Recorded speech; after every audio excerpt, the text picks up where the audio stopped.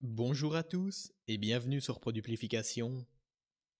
Dans la vidéo précédente, nous avions réussi à créer la structure de notre boîte de dialogue personnalisée avec plusieurs champs de saisie, faisant ainsi instantanément passer votre fichier Google Sheet à un niveau plus avancé avec un look plus professionnel grâce à cette interface personnalisée qui s'ouvre donc par-dessus Google Sheet. Mais par contre, nous n'avions pas encore créé la partie du code qui va permettre d'extraire les différentes informations des champs de saisie pour ensuite interagir et les intégrer directement dans votre fichier Google Sheet. Et bien entendu, c'est ce sur quoi nous allons travailler aujourd'hui en nous rendant de nouveau dans Google Apps Script.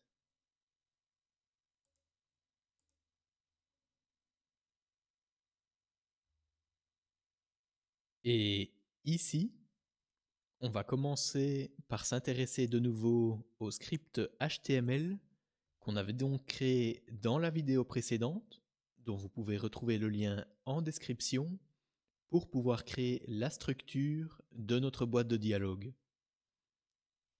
Et dans ce code HTML, plus particulièrement, vous vous rappelez sans doute également qu'on avait créé un formulaire qui contient tous les différents champs de saisie ainsi qu'un bouton de type Submit qui nous permet donc d'indiquer que toutes les différentes valeurs ont été saisies dans les différents champs et qu'on peut donc maintenant traiter toutes ces différentes valeurs.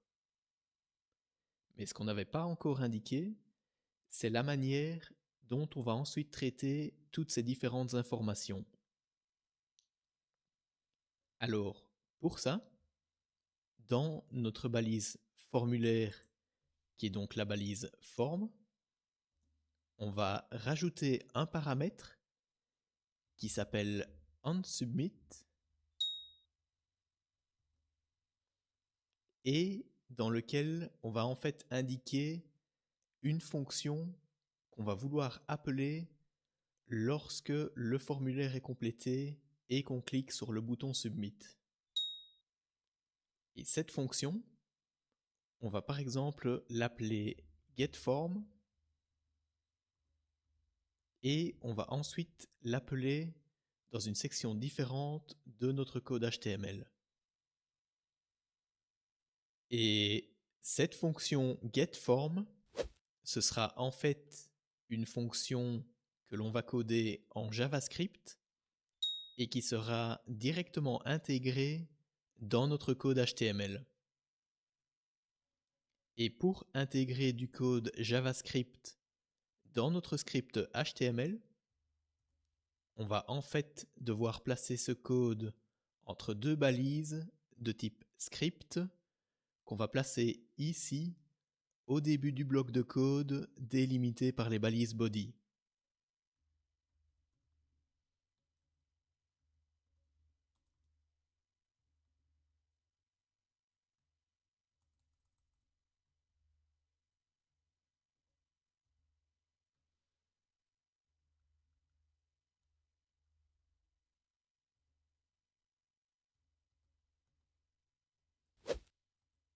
Et donc, entre ces deux balises script, on va pouvoir créer notre fonction en commençant par le mot-clé function, suivi du nom de notre fonction, qui est donc la fonction getForm. Ensuite, on met un crochet ouvrant suivi d'un crochet fermant, entre lesquels on va bien entendu pouvoir écrire le code de notre fonction. Alors, le but de cette fonction getForm, c'est bien entendu de récupérer et de traiter les différentes informations des champs de saisie de notre formulaire. Pour pouvoir récupérer ça, on va également devoir recevoir en entrée de notre formulaire un paramètre de type formObject qui est le nom qu'on va donner à ce paramètre et qui va en fait contenir toutes les différentes informations de notre formulaire. Et bien évidemment, lorsque l'on appelle notre fonction dans le paramètre onSubmit de la balise form dans notre code HTML, on va également devoir fournir ce paramètre en entrée de la fonction. Et pour ça, on met tout simplement le mot-clé this qui va en fait faire référence au form object de cette balise form et qui va donc récupérer toutes les informations de ce formulaire.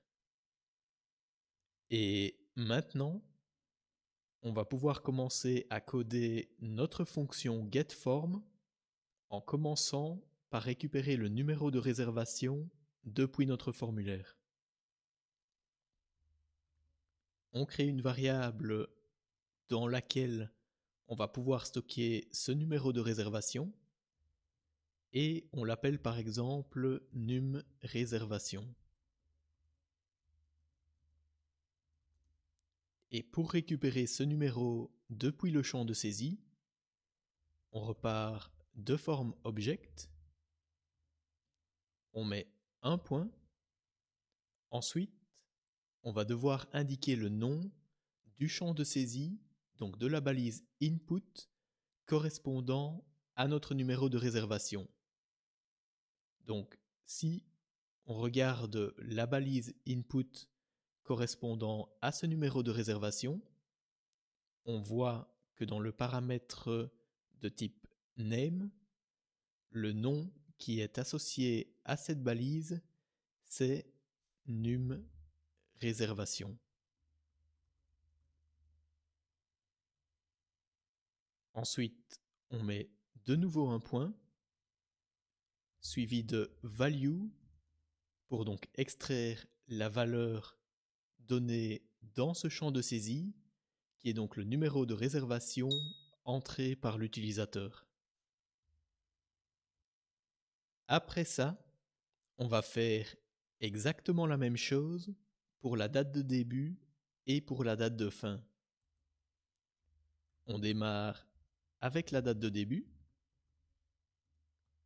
On repart encore une fois de form object. Cette fois-ci, le nom associé au champ de saisie, donc à la balise input de la date de début, c'est date début. Et on extrait encore une fois la valeur. Et on va faire exactement la même chose pour la date de fin. Donc, je copie la ligne, je la colle juste en dessous. Et je modifie bien entendu la variable date début par date fin. Et également le nom associé à la balise à rechercher, c'est encore une fois date fin au lieu de date début. Et enfin, ce qu'on va pouvoir faire depuis notre fonction getForm intégrée dans notre script HTML, c'est appeler une fonction directement dans Google Apps Script pour lui transmettre les différentes valeurs qu'on vient juste d'extraire de notre formulaire, pour ensuite les traiter et les intégrer directement dans notre fichier Google Sheet. Pour ça, on va partir de google.script.run qui nous permet en fait d'appeler n'importe quelle fonction de Google Apps Script en le faisant suivre d'un point suivi du nom de cette fonction. Et la fonction qu'on va vouloir appeler, on va la créer juste après dans Google Apps Script et on va l'appeler par exemple ajouter réservation.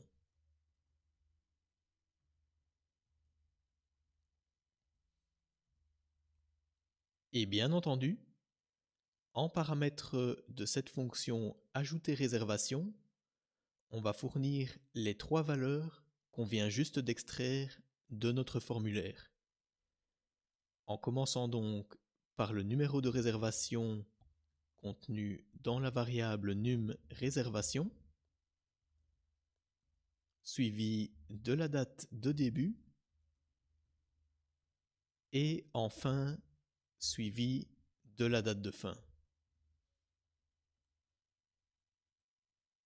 Et donc maintenant, comme vous l'avez probablement deviné, on va retourner dans le script de Google Apps Script et juste après notre fonction lancer boîte qui nous permettait donc d'afficher notre boîte de dialogue, on va rajouter notre nouvelle fonction qui s'appelle ajouter réservation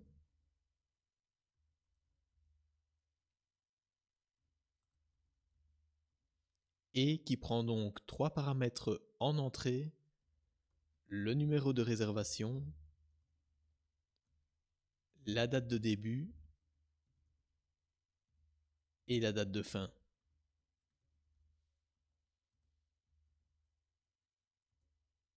Alors maintenant, grâce à cette fonction dans Google Apps Script, on va pouvoir insérer nos différentes valeurs dans notre fichier Google Sheet. Et pour pouvoir interagir avec notre fichier Google Sheet et avec la feuille spécifique dans laquelle on se trouve dans notre fichier Google Sheet, on va tout d'abord devoir déterminer la référence à cette feuille. Donc cette référence, on la place dans une variable qu'on appelle simplement feuille.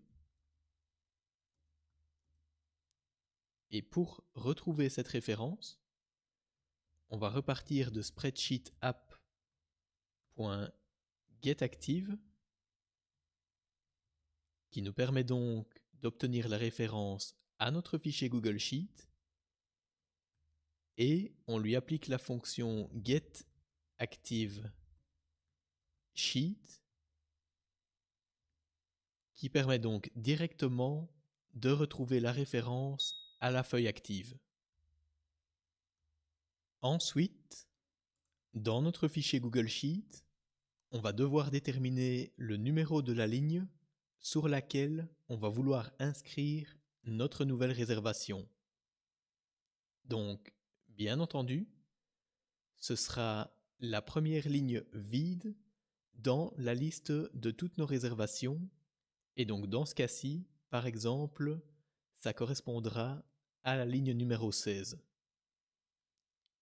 Pour retrouver ça dans notre code, on va en fait initialiser le numéro de ligne à 8, qui est donc le numéro de la première ligne contenant les différentes réservations.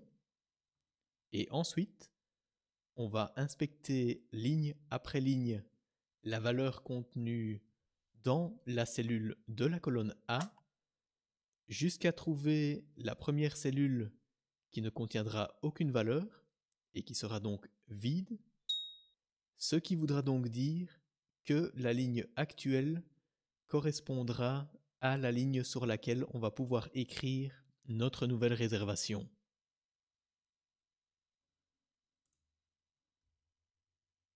Et maintenant, dans notre code, comme on vient juste de le voir, on va créer une nouvelle variable i correspondant au numéro de ligne et qu'on initialise donc à 8.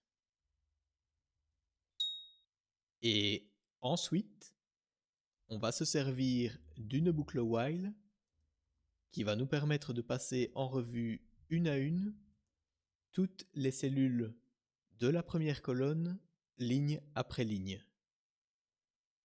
Donc, la condition à vérifier dans ce while, c'est que la cellule actuelle soit vide ou non.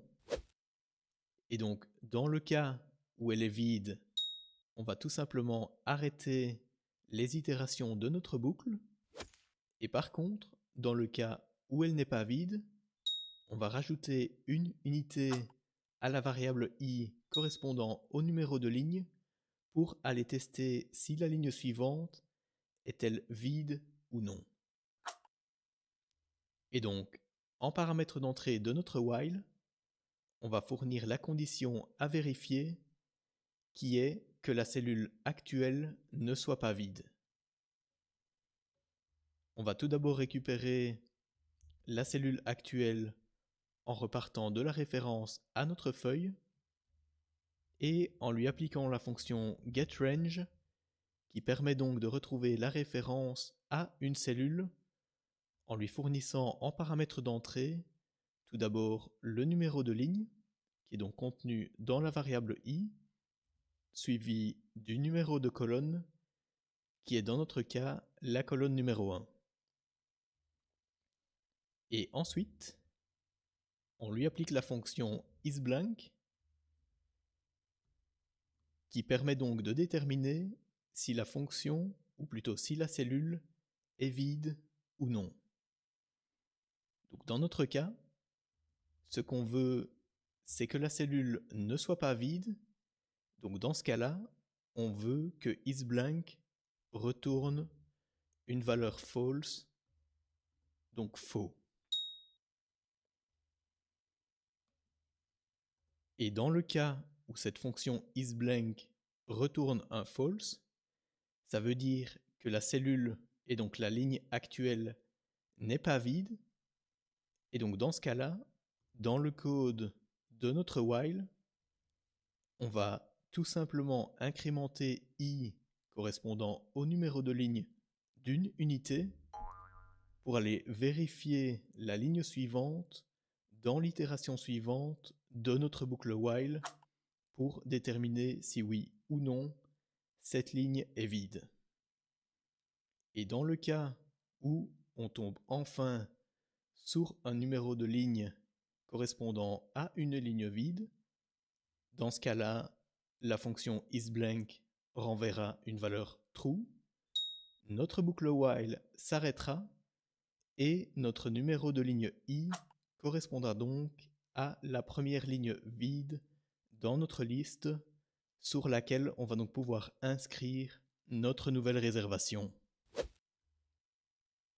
Et donc, maintenant qu'on connaît le numéro de la ligne sur laquelle on va pouvoir inscrire notre nouvelle réservation, on va pouvoir écrire tour à tour les différentes informations de cette réservation en commençant sur la première colonne par le numéro de réservation, suivi sur la deuxième colonne de la date de début et enfin de la date de fin sur la troisième colonne. Et donc, dans notre code, on va commencer avec le numéro de réservation. Donc, on repart de la référence à notre feuille. Ensuite, on lui applique la fonction getRange pour indiquer la cellule dans laquelle on va vouloir écrire ce numéro de réservation, avec toujours en paramètre d'entrée le numéro de ligne, donc i, suivi du numéro de colonne, donc la première colonne pour le numéro de réservation. Et ensuite, on lui applique la fonction setValue qui va donc permettre de définir la nouvelle valeur qu'on va faire prendre à cette cellule. Et donc, cette valeur, cette information, on va lui fournir en paramètre d'entrée, et dans ce cas-ci, ce sera bien entendu notre numéro de réservation, qui est donc contenu dans la variable numRéservation, qui était un paramètre de la fonction ajouter réservation, qu'on a reçu directement depuis la fonction JavaScript au sein de notre code HTML. Ensuite, on va faire exactement la même chose avec la date de début. Donc, je copie cette ligne, je la colle juste en dessous. Bien entendu, cette fois-ci, on veut écrire la date de début sur la deuxième colonne et non plus sur la première. Et bien entendu également, la valeur qu'on va vouloir mettre, ce n'est plus le numéro de réservation, mais la date de début.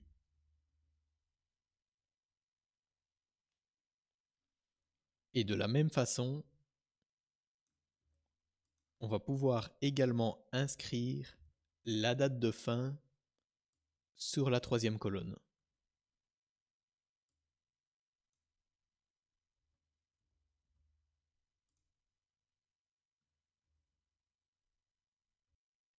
Et voilà donc, maintenant notre fonction et tout notre code est terminé. Et il nous reste bien entendu une dernière chose à faire, c'est de tester notre boîte de dialogue en cliquant sur le bouton Nouvelle réservation de notre fichier Google Sheet et en indiquant tous les paramètres d'une nouvelle réservation.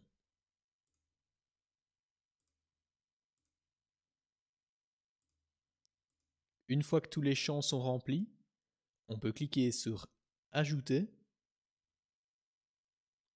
et comme vous pouvez le voir, notre nouvelle réservation s'inscrit bien sur la ligne suivante dans la liste de toutes les réservations, qui est donc ici la ligne numéro 16, et la seule chose qui nous reste à faire après ça, c'est changer le statut de cette réservation. Voilà donc pour cette vidéo. J'espère que vous avez maintenant tout en main pour pouvoir vous-même, de votre côté, réaliser votre propre boîte de dialogue personnalisée et faire passer vos fichiers Google Sheet à un autre niveau. Si vous avez des questions, n'hésitez pas en commentaire ou via le formulaire de contact de mon site web. En attendant, je vous remercie d'avoir visionné cette vidéo et je vous dis à bientôt.